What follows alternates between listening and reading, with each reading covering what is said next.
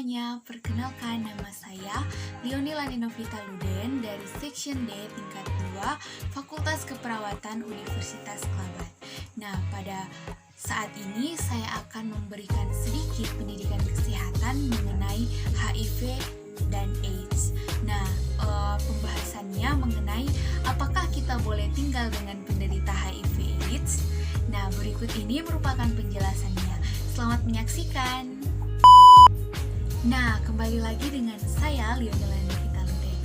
Nah, pada saat ini sebelum kita melanjutkan apakah kita boleh tinggal dengan penderita HIV AIDS ataukah tidak, nah kita harus mengetahui apa yang dimaksud dengan HIV dan juga AIDS.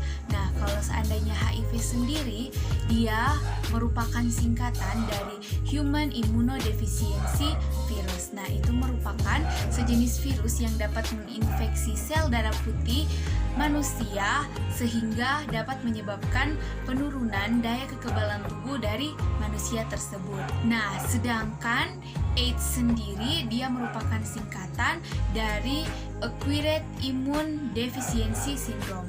Nah, itu merupakan sekumpulan gejala yang timbul karena penurunan daya kekebalan tubuh seseorang yang diakibatkan oleh terinfeksi oleh virus HIV/AIDS.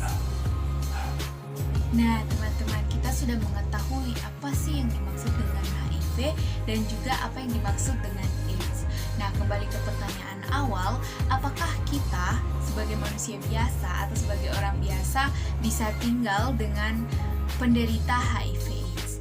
Nah, menurut WHO tahun 2019 dikatakan bahwa orang itu tidak dapat terinfeksi walaupun tinggal serumah dengan si penderita, seperti contohnya ataupun melakukan kontak sehari-hari, seperti contohnya cipika-cipiki, berpelukan, berjabat tangan, berbagi benda pribadi, makan bersama, dan juga minum bersama. Itu tidak akan menginfeksi teman ataupun orang yang berada di samping si penderita. Nah, menurut Kemenkes Republik Indonesia juga dikatakan bahwa HIV itu tidak dapat ditularkan walaupun seseorang tinggal serumah dengan si penderita HIV/AIDS, menggunakan jamban yang sama dengan penderita HIV/AIDS, makan bersama, berenang bersama, berjabat tangan, berpelukan, serta cipika-cipiki dan juga digigit oleh serangga yang sama dengan si penderita HIV/AIDS. Itu dikatakan bahwa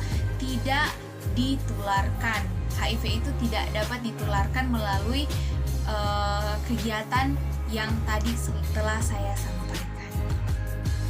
Nah, teman-teman, memang benar HIV itu tidak dapat ditularkan dengan kegiatan jika kita melakukan kegiatan yang saya sudah sampaikan tadi. Tetapi menurut para ahli, HIV itu dapat ditularkan yang pertama melalui kontak darah, yang kedua melalui cairan sperma ataupun cairan vagina, dan yang terakhir melalui air susu dari ibu kepada anaknya. Nah, itu yang harus kita waspadai sebagai orang yang tinggal serumah dengan si penderita.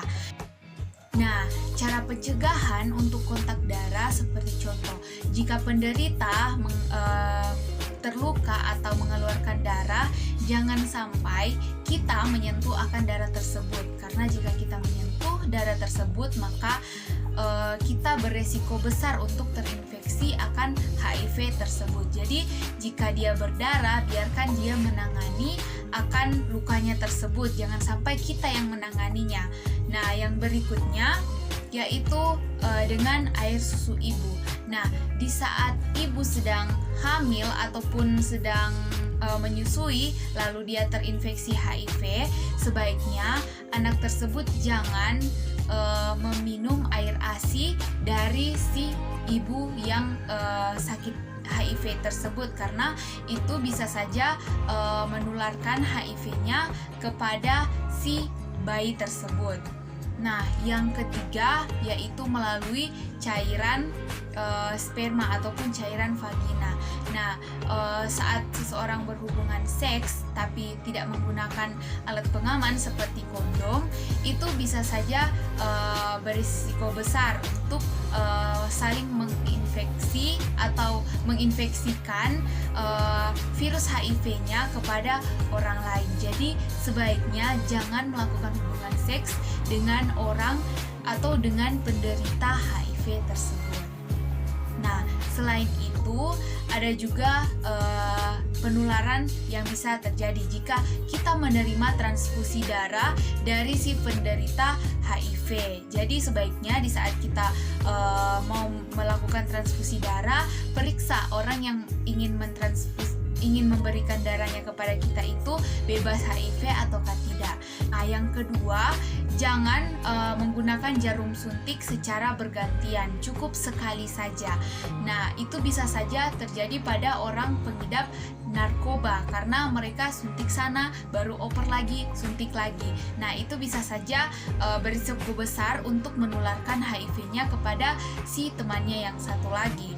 Nah, yang berikutnya juga melalui peralatan medis yang non-steril. Jadi sebaiknya kita sebagai perawat atau sebagai calon perawat jangan menggunakan alat-alat yang tidak dibersihkan kepada pasien berikutnya. Sebaiknya kita bersihkan, kita sterilkan alat-alat tersebut dulu lalu digunakan untuk pasien yang berikutnya. Nah, teman-teman, berikut ini merupakan pencegahan dari penularan HIV/AIDS agar kita tetap aman sebagai orang yang tinggal serumah dengan penderita HIV/AIDS. Nah, teman-teman, dari penjelasan yang tadi kita sudah bisa mengambil kesimpulan bahwa ternyata kita bisa tinggal serumah loh dengan orang atau dengan si penderita HIV/AIDS. Tetapi kita juga harus menjaga jangan sampai kita terinfeksi dengan pencegahan-pencegahan yang telah saya sampaikan tadi. Nah, semoga pendidikan kesehatan yang saya bagikan ini dapat bermanfaat untuk kita semua. Tunggu dulu. Pesan dan saran dari saya, jangan sampai kita menjauh dari si penderita HIV.